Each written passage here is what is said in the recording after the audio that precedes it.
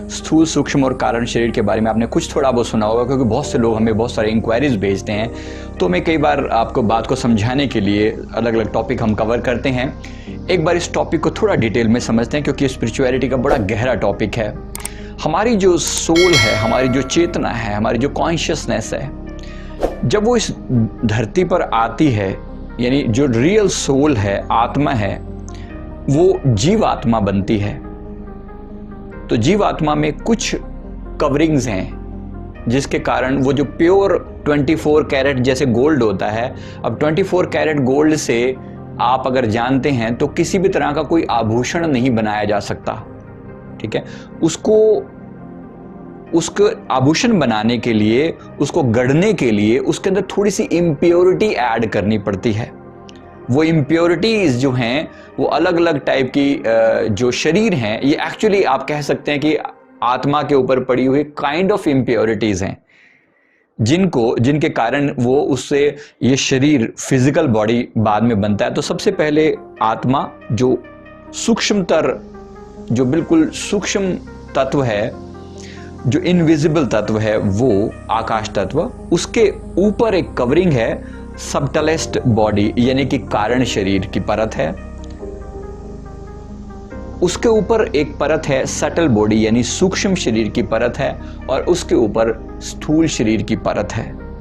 तो जो हमें ऊपर से दिखाई पड़ता है, सबसे पहले जो दिख रहा है, जो स्थूल शरीर, ये फिजिकल बॉडी है। इसके भीतर एक सूक्ष्म शरीर है जो इससे बारीक है, दिखता नहीं है। अब ये जो शरीर है, इसके बारे में अभी आपको डिटेल में और बताता हूं। और इसके पीछे है कारण शरीर, और उसके अंदर है हमारी सोल या हमारी आत्मा, यानी कि हमारा रियल सेल्फ। हम अभी एक इंटीग्रेटेड बॉडी हैं, इन सब चीजों का एक मिक्सचर है। समझते हैं कैसा होता है सूक्ष्म शरीर और फिजिकल बॉडी क्या होता है। तो सबसे पहले फिजिकल बॉडी, स्थूल शरीर कैसा होता है, जो हमें फिजिकल आंखों से दिखाई पड़ता है, ये हमारा स्थूल शरीर। इसमें हमारी कानों से सुनाई पड़ता है, हमारी वाणी है, ताली है, नाक से सूंघने में आता है। तो ये 5 जो कर्म इंद्रियां हैं, जिसमें हमारी आंखें देखने के लिए, कान सुनने के लिए, नाक सूंघने के लिए, जीभ जो है वो टेस्ट करने के लिए, और त्वचा जो है वो टच का एहसास करने के लिए, ये हमारा स्थूल शरीर 5 तत्वों से मिलकर बना है। 5 इसके अंदर कर्म इंद्रियां हैं। इसके बाद आती है इसके अंदर जो सूक्ष्म शरीर है। सूक्ष्म शरीर बिल्कुल ऐसा ही होता है जैसा आपका फिजिकल बॉडी है, लेकिन वो सूक्ष्म मसाले से बना हुआ है। वो दिखता नहीं है, लेकिन वो उसके द्वारा प्रभावित होता है। तो सूक्ष्म तत्वों से बना है। 5 सूक्ष्म भूत हैं, 5 प्राण हैं, जिसमें प्राण, अपान, समान, व्यान और उदान, ये 5 तरह के प्राण इसमें होते हैं। 5 ज्ञान इंद्रियां हैं। ज्ञान इंद्रियां जो कर्म इंद्रियां हैं, जो बाहर हैं। फॉर एग्जाम्पल, ये जो टच करने के लिए मेरी जो स्किन है, ये कर्म इंद्री है। इसको चलाने वाली जो सेंस है भीतर, वो हमारी ज्ञान इंद्री है। जैसे आंखें देख रही हैं, ये कर्म इंद्रियां हैं, ये आंखें। अब इसके भीतर जो इमेज बनती है, वो ज्ञान इंद्री है, ठीक है। आप इस चीज को थोड़ा समझ लेंगे तो आपको बहुत हेल्प मिलेगी इससे। अब इसके साथ साथ जो है, इस तरीके से जो सूक्ष्म मसाले से बना हुआ है, इसको आप ऐसे कह सकते हैं, मैं एक उदाहरण आपको देता हूं और बहुत अच्छे से समझ पाएंगे। तो ये जो सूक्ष्म शरीर है, ये आपको वैसा ही दिखता है जैसे आप मूवीज में देखते हैं कभी, जो कोई आत्मा टाइप में दिखाते हैं, शरीर से आत्मा अलग हो रही है, इनविजिबल है, वैसी ही दिखती है दिखने में, लेकिन वो इनविजिबल है। इसको सूक्ष्म शरीर बोलते हैं। जब भी हम शरीर छोड़ते हैं, यानी कि ये शरीर हमारा जब फिजिकल बॉडी छूटता है, तो एक्चुअली केवल स्थूल शरीर ही छूटता है, सूक्ष्म शरीर अभी नहीं छूटता। तो इन बिटवीन जो पीरियड होता है, मरने के तुरंत बाद सूक्ष्म शरीर का सहारा लेकर ही रहना पड़ता है। तो सूक्ष्म शरीर में फीलिंग सारी होती हैं, लेकिन उस किसी भी काम को करने के लिए कोई कर्मेंद्रिय नहीं होती। यानी उसको भूख लगती है, लेकिन खाने का कोई साधन नहीं होता। अब इसीलिए जो शरीर जो छूट जाने के बाद जो लोग भूत प्रेत की योनि में चले जाते हैं, उनकी बड़ी बुरी हालत होती है। इसी मामले में उनको भूख और प्यास वैसी ही लगती है जैसी हमें लगती है, लेकिन उनको खाने के लिए कर्म इंद्रिय नहीं है। सिमिलरली देवताओं के भी शरीर होते हैं, वो भी सूक्ष्म शरीर हैं, दिखते नहीं हैं, लेकिन वो तृप्त आत्माएं हैं, वो आनंदित आत्माएं हैं। जिन्होंने पुण्य कर्म किए हैं वो देवताओं का शरीर मिल गया, जिन्होंने पुण्य कर्म नहीं किए, पाप कर्म ज्यादा किए हैं, उनको जो है वो भूत प्रेत का शरीर मिल गया। ये सूक्ष्म शरीर है, उसमें सारी की सारी इंद्रियां सूक्ष्म स्तर पर, ज्ञान इंद्रियां सब काम करती हैं, लेकिन फिजिकल कर्म इंद्री कोई नहीं होती।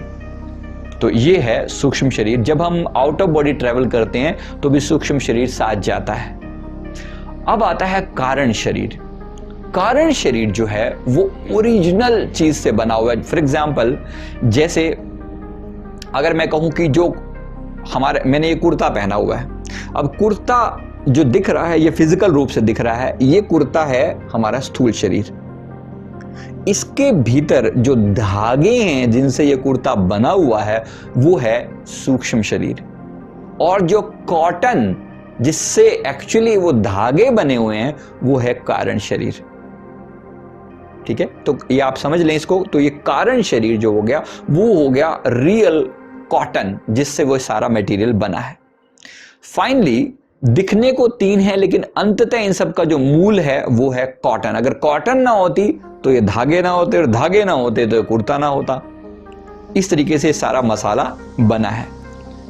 और अब कॉटन के भी पीछे, अब कॉटन के बनने में भी, कॉटन भी फिजिकली जब संसार में उगी तो उसके लिए भी बहुत सारे तत्व रिस्पॉन्सिबल थे।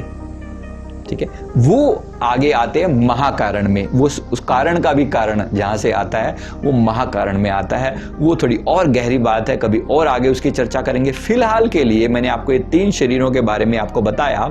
तो हमारे जितने भी संस्कार होते हैं वो कारण शरीर में होते हैं। ठीक है, कारण शरीर में होते हैं। कारण शरीर में सारे कर्म हमारे अंदर प्रकट होते हैं। फॉर एग्जाम्पल, जैसे हो सकता है कि आपका कोई ऐसा कर्म हो जिसके कारण लेट से आपका कोई एक्सीडेंट होना है। वो एक्सीडेंट अभी कारण शरीर में पड़ा हुआ है, वो होना है एक टाइम पीरियड के हिसाब से। जब हम इस धरती पर आए तो कारण शरीर में उसकी एक प्लानिंग पड़ी हुई है कि इतने समय के बाद, आपके जीवन के इतने समय के बाद आपका इस तरह से एक एक्सीडेंट होना लिखा है। वो कारण शरीर से जब चीज होती है वहां पर, उससे वो चीज आती है सूक्ष्म शरीर पर। सूक्ष्म शरीर थोड़े दिनों में उससे प्रभावित होना शुरू कर देता है। आपके पीछे अपने आप कारण बन जाता है, पीछे से एक बेस कारण बन जाता है। आपको कोई समझाने वाला भी हो कि देखिए ऐसा हो सकता है कि आपका एक्सीडेंट होने वाला है, हो सकता है आप ज्योतिष विद्या के द्वारा पता लगाने की कोशिश भी करें या कोई भी साधन लगा लें, आपको पता लग सकता है, क्योंकि वो कारण कहीं ना कहीं मौजूद है। तो जितनी भी विद्याएं काम करती हैं वो कारण शरीर के ऊपर काम करती हैं, क्योंकि वहां पर वो चीज अभी मौजूद है, अभी वो प्रकट नहीं हुई है संसार में। तो इसलिए अगर आप थोड़ा सा मेडिटेशन की गहराई में जाते हैं तो पहले तो इस स्थूल शरीर को हम उतरते हैं, इसके अंदर फिर हम सूक्ष्म शरीर के भी अंदर उतरते हैं, तब हम कारण शरीर में पहुंचते हैं। तो कारण शरीर में जब हम उतर जाते हैं तब हमें हर वस्तु का संसार में जो हो रही है उसके पीछे का कारण समझ में आने लगता है। हमारे सदगुरु ने एक बार हमें बड़ा सुंदर रास्ता बताया। हम जब ध्यान करते थे, अभी भी जैसे करते हैं, तो एक बार ध्यान में कुछ ऐसा, जब हम अंतरतम की गहराई में उतरे, ये गहराई में कैसे उतरा जाता है ये हम मेडिटेशन में सीखते हैं। तो जब हम अंतर में उतरते हैं तो अंतर के अंधकार में वहां कारण शरीर में हम पहुंच जाते हैं। अगर आप आंखों के आगे लगातार पट्टी बांधकर ध्यान करें तो मेरा दूसरा ध्यान की विधि जो है उसका लिंक नीचे दिया हुआ है, वो आप ध्यान की टेक्निक समझ सकते हैं। अंतर यात्रा ध्यान के नाम से मैंने वो डाली हुई है सीरीज। उसमें जब आप ध्यान करें तो अंतर के आकाश में आपको कारण शरीर की झलक मिलती है। वहां पर है कुछ नहीं, लेकिन वो उस अंधकार के अंदर आपको अपने जीवन में होने वाली घटनाओं का कारण पता चलता है। जैसे अगर मेरा शरीर में यहाँ एक्सीडेंट होना है तो वहां एक कारण मौजूद है, मुझे मेरे कारण शरीर के ऊपर मुझे उसका झलक दिखाई पड़ती है कि यहां पर एक एक्सीडेंट लिखा हुआ है। तो अगर मैं कारण शरीर के लेवल पर ही उसको काट सकूं, ये संभावना है, लेकिन मुझे उतना गहराई पर पहले जाना पड़ेगा मेडिटेशन में। इसलिए कारण शरीर के लेवल पर जाकर भी चीजों को काटा जा सकता है। हमारे जितने भी कार्मिक अकाउंट पड़े हुए हैं, जो संचित कर्म आगे के जो पड़े हुए हैं, जितने भी पिछले जन्मों में हमने जो कर्म किए हुए हैं, संचित कर्मों का भंडार, वो इसी कारण शरीर के अंदर पड़ा हुआ है और वहां जाकर उसे काटा जा सकता है। इस जीवन में जो कर्म हैं उनका केवल हिंट मिल सकता है, काटना हो संभव होगा या नहीं होगा वो डिपेंड करता है। उनको मिनिमाइज किया जा सकता है दुखों को, लेकिन जो प्रारब्ध, जो कर्म पक चुके हैं उनको काट पाना मेरे हिसाब से संभव नहीं है। वो हमें भुगतने ही पड़ते हैं। ये अलग बात है, उनका दुख मिनिमाइज हो सकता है, लेकिन आगे के जो शरीर, आगे के जो अगर हमारे संचित कर्मों का भंडार पड़ा हुआ है उनको जो है काटा जा सकता है। जो भी मैच्योर नहीं हुए हैं, जो भी परिपक्व नहीं हुए हैं, उनको काटा जा सकता है। इसी के लिए ध्यान किया जाता है, इसी के लिए मेडिटेशन किया जाता है। तो इससे आपको थोड़ा बहुत समझ में आएगा। बाकी कभी आप प्रैक्टिकल क्लास करेंगे जब इन चीज़ों को, तो आपको समझ में और बेहतर ढंग से आ जाएगा। तो शरीर जब छूट जाता है तो सूक्ष्म शरीर और कारण शरीर साथ ही जाते हैं। इसका मतलब जितने भी हमारे संस्कार हैं, इस जन्म में मैंने जो कुछ भी किया, केवल ये फिजिकल बॉडी ही अलग हुआ, बाकी सब कुछ वैसा का वैसा है।